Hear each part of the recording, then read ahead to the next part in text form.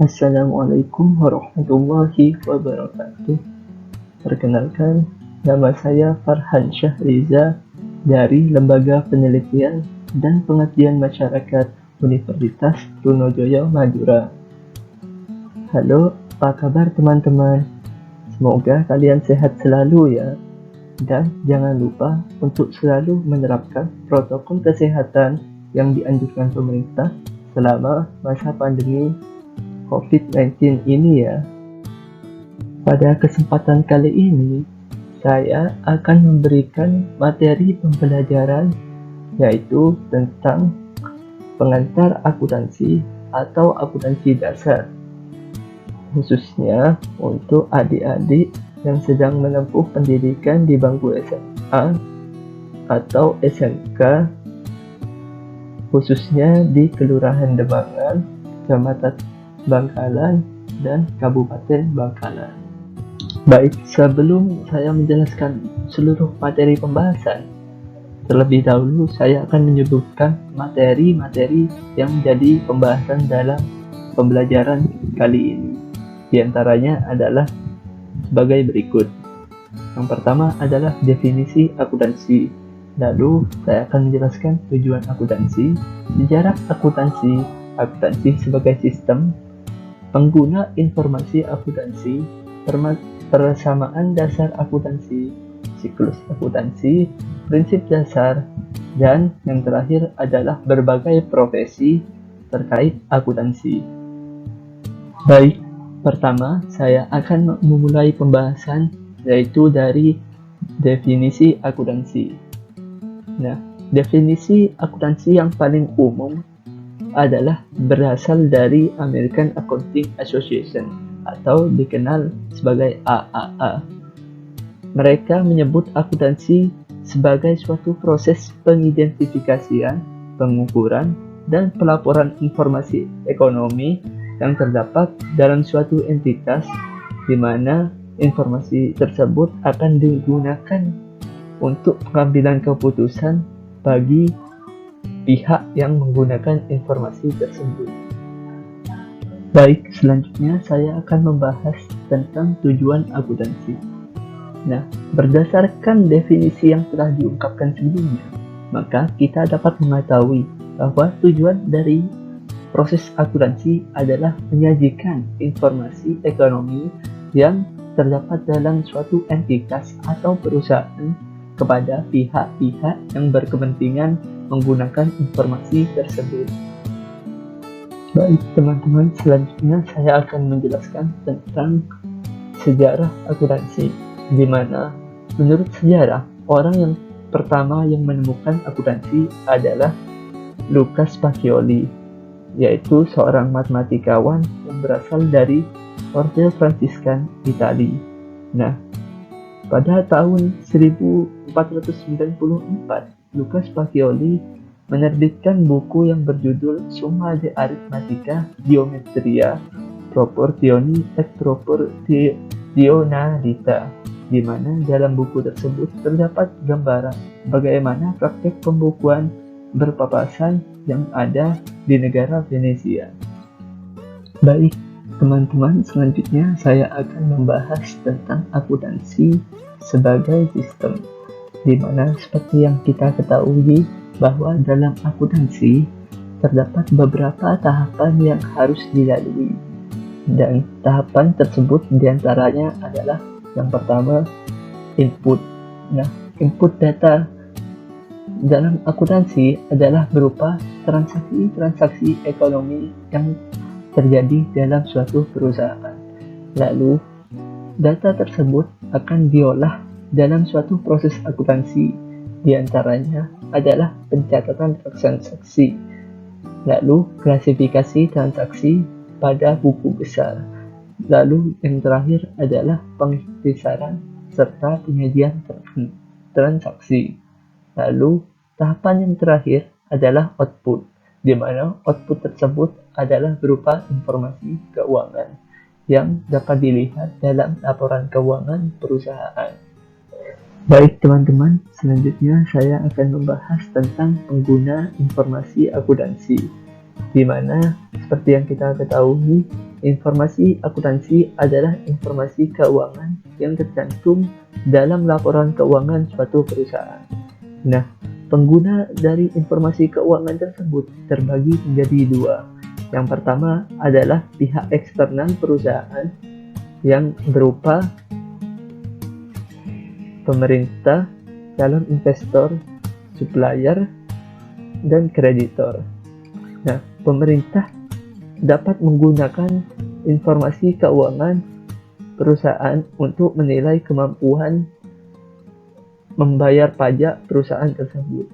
Nah, calon investor dapat menggunakan informasi keuangan untuk menilai kemampuan return yang dihasilkan suatu perusahaan. Dan untuk supplier dan kreditor, mereka melihat cash flow yang mampu dihasilkan perusahaan untuk membayar utang-utang mereka. Lalu, yang kedua adalah pihak internal perusahaan yang dapat berupa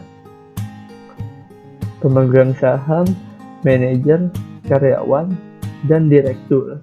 Nah, kebanyakan dari pihak internal dapat melihat kemampuan profitabilitas atau kemampuan perusahaan dalam menghasilkan keuntungan, sehingga mereka dapat tahu apakah perusahaan telah bekerja dengan baik atau tidak. Baik, selanjutnya saya akan menjelaskan tentang persamaan dasar akuntansi, di mana persamaan dasar akuntansi adalah prinsip dasar yang selalu diterapkan oleh akuntan dalam menjurnal atau mencatat transaksi yang terjadi dalam suatu perusahaan. Nah, persamaan dasar akuntansi yang paling sederhana adalah aktiva sama dengan pasiva, di mana pasiva sendiri terbagi menjadi dua, yaitu hutang dan ekuitas. Hutang adalah klaim pihak eksternal, sedangkan ekuitas adalah kekayaan bersih dari perusahaan. Jadi, dapat disimpulkan yaitu besar penggunaan atau jumlah penggunaan dana suatu perusahaan sama dengan jumlah sumber perolehan dana yang dimiliki oleh suatu perusahaan. Nah, konsekuensi dari persamaan dasar akuntansi adalah seluruh transaksi yang terjadi dalam suatu perusahaan paling tidak mempengaruhi dua akun, yaitu satu pada sisi debit dan satu pada sisi kredit, atau dikenal sebagai sistem buku berpasangan atau double entry bookkeeping. Maka dari itu, seluruh transaksi akan tercatat seperti berikut. Yang pertama, apabila aktiva bertambah, maka pasiva atau hutang atau ekuitas akan bertambah juga, dan juga sebaliknya. Dan kemungkinan kedua adalah apabila aktiva bertambah tetapi tidak menambah pasiva, maka ada aktiva jenis lain yang berkurang. Baik teman-teman, selanjutnya saya akan memberikan contoh atau ilustrasi transaksi yang terkait kemungkinan yang telah saya jelaskan sebelumnya. Kemungkinan pertama adalah transaksi apabila aktiva bertambah, maka pasiva, yaitu antara hutang atau ekuitas, akan bertambah juga. Nah, contoh transaksi yang terjadi adalah pada tanggal 1 Januari, Abdul mendirikan perusahaan bernama Solution Corporation. Nah, Abdul selaku pemilik perusahaan menyetorkan dana sebesar $20.000 ke bank atas nama Solution Corporation sebagai modal awal perusahaan. Nah, berdasarkan transaksi tersebut, maka analisis persamaan akuntansi yang terjadi adalah sebagai berikut. Nah, dapat dilihat pada sisi debit, aktiva perusahaan bertambah, yaitu pada akun kas sebesar $20.000. Nah, pada sisi lainnya, yaitu sisi kredit, ekuitas pemilik juga akan bertambah pada akun modal Abdul sebesar 20.000 US dollar. Nah, transaksi ini dicatat sebagai setoran awal oleh Abdul selaku pemilik perusahaan. Baik, selanjutnya saya akan memberikan contoh tentang kemungkinan pencatatan yang kedua, yaitu apabila terdapat transaksi di mana aktiva bertambah tetapi tidak menambah pasiva, namun terdapat aktiva jenis lainnya yang berkurang. Dan contoh yang terjadi adalah sebagai berikut. Pada tanggal 31 Mei 2012, Solution Corporation menerima pelunasan piutang dari toko sabar sebesar $1.500. Nah, berdasarkan transaksi tersebut, analisis persamaan dasar akuntansi yang dapat disimpulkan adalah sebagai berikut,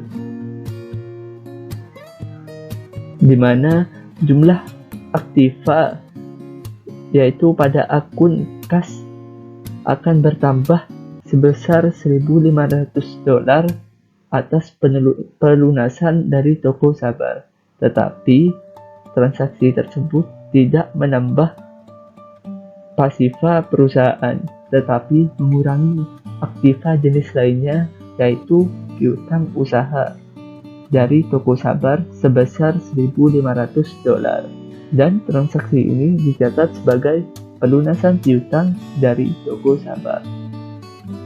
Jadi, berdasarkan persamaan dasar akuntansi, maka pasti seluruh transaksi akan mempengaruhi dua sisi, yaitu sisi debit dan sisi kredit. Dan jumlah besaran yang terjadi pastilah balance atau seimbang antara sisi debit dengan sisi kredit. Baik teman-teman, selanjutnya saya akan menjelaskan tentang siklus akuntansi, di mana biasanya siklus ini terjadi pada periode tertentu. Yang paling umum adalah tahunan. Jadi, siklus akuntansi diawali oleh transaksi-transaksi yang terjadi dalam suatu perusahaan. Lalu transaksi tersebut dicatat dan dijurnal oleh bagian akuntansi yang ada. Lalu setelah dijurnal, maka transaksi tersebut diklasifikasikan pada buku besar sesuai akun yang ada. Setelah itu, maka dijumlahkan dan diikhtisarkan pada neraca saldo yang berisikan seluruh akun. Lalu setelah itu, pada akhir tahun, maka akan terjadi jurnal penyesuaian untuk memastikan apakah nilai yang tercantum pada neraca saldo telah mencerminkan nilai asli yang ada atau yang terjadi. Setelah jurnal penyesuaian, maka dibuat neraca saldo setelah penyesuaian. Setelah jumlah tersebut disesuaikan pada neraca saldo setelah penyesuaian, maka tahap berikutnya adalah pembuatan laporan keuangan perusahaan. Nah, laporan keuangan yang paling umum bentuknya ada 5, yaitu laporan laba rugi, laporan perubahan ekuitas, laporan posisi keuangan, laporan arus kas, dan catatan atas laporan keuangan. Setelah laporan keuangan dibuat, maka langkah berikutnya adalah jurnal penutup, yaitu untuk menutup akun-akun nominal yang hanya berlaku satu periode, yang terdiri atas beban atau pendapatan suatu perusahaan yang biasanya hanya terjadi dalam satu periode, yaitu 1 tahunan. Setelah itu, maka dibuatkan lagi neraca saldo setelah penutupan yang hanya terdiri atas akun-akun real, yaitu aset, kewajiban, dan ekuitas. Nah, setelah seluruh siklus ini telah terjadi, maka siklus akan berulang kembali atau kembali ke awal tahun, yaitu dari transaksi-transaksi yang ada. Selanjutnya saya akan menjelaskan tentang prinsip dasar. di mana prinsip dasar adalah prinsip atau pedoman yang oleh para akuntan dijadikan dasar dalam berakuntansi. Jadi, prinsip dasar ini merupakan hasil dari pemikiran yang disepakati oleh para pemerhati atau cendekiawan akuntansi dalam pengembangan atau pemanfaatan akuntansi. Nah, prinsip dasar yang paling banyak diterapkan di dunia ada dua, yaitu IFRS dan GAAP.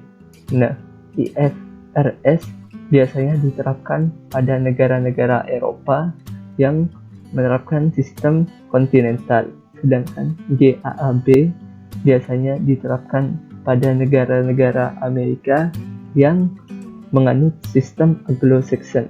Nah, sedangkan di Indonesia sendiri, kita memiliki yang namanya standar akuntansi keuangan. Biasanya merupakan perpaduan antara IFRS dan GAAP. Nah, namun dari standar atau pernyataan yang dikeluarkan pada prinsip-prinsip tersebut dapat berubah seiring dengan berkembangnya kebutuhan, karena kita tahu bahwa dunia yang semakin berkembang dan semakin modern ini memiliki tingkat permasalahan yang juga terus berkembang. Oleh karena itu, cendekiawan akuntansi terus berusaha untuk mengembangkan prinsip yang sesuai dengan zaman untuk menyelesaikan permasalahan yang terjadi. Nah, prinsip-prinsip ini selalu dijadikan para perusahaan atau akuntan perusahaan dalam atau tentang bagaimana perlakuan terhadap suatu transaksi ataupun bagaimana cara dalam menyusun suatu laporan keuangan. Baik, teman-teman, yang terakhir saya akan menjelaskan tentang berbagai profesi yang ada dalam bidang akuntansi. Yang pertama adalah akuntan perusahaan, di mana biasanya mereka menyusun laporan keuangan perusahaan berdasarkan transaksi-transaksi yang ada dalam perusahaan. Lalu yang kedua adalah auditor, di mana tugas mereka adalah untuk memeriksa laporan keuangan perusahaan apakah telah sesuai dengan standar dan ketentuan yang berlaku. Lalu yang ketiga adalah praktisi perpajakan. Akuntan juga dapat menjadi konsultan pajak atau bekerja dalam bidang perpajakan. Dan yang keempat adalah akuntan pendidik. Akuntan juga dapat menjadi guru atau dosen yang memiliki tugas untuk mengajarkan kemampuan akuntansi mereka, di mana biasanya mereka bergelar AK ataupun CA, yaitu Certified Accountant, apabila mereka telah mengajar dalam atau telah berpengalaman dalam bidang pendidikan akuntansi. Dan yang terakhir adalah konsultan sistem informasi. Nah, dalam dunia yang modern ini, akuntan tidak hanya fokus dalam bidang keuangan, namun mereka juga sedikit menguasai IT, sehingga mereka dapat juga memberikan konsultasi terhadap sistem informasi yang ada dalam perusahaan. Beberapa profesi yang telah saya sebutkan sebelumnya adalah hanya bagian kecil dari profesi akuntan. Jadi, teman-teman, apabila tertarik dengan akuntansi, maka teman-teman dapat mempelajarinya lebih lanjut dan memilih bidang yang memang teman-teman tertarik. Jangan patah semangat dan terus berjuang, karena profesi akuntan saat ini sangatlah dibutuhkan, karena kita tahu bahwa perekonomian di dunia terus berkembang dan semakin kompleks. Oleh karena itu, profesi akuntansi pasti terus dibutuhkan. Baik teman-teman, Cukup sekian materi yang mampu saya jelaskan atau berikan kepada teman-teman. Semoga ilmu atau penjelasan yang saya berikan dapat bermanfaat bagi teman-teman, dan maaf apabila terdapat kesalahan kata ataupun penjelasan yang sulit dimengerti. Semoga teman-teman tetap bersemangat belajar di tengah pandemi COVID-19 yang menimpa ini. Dan semoga kita dapat berjumpa pada lain kesempatan. Akhir kata saya ucapkan wassalamualaikum warahmatullahi wabarakatuh.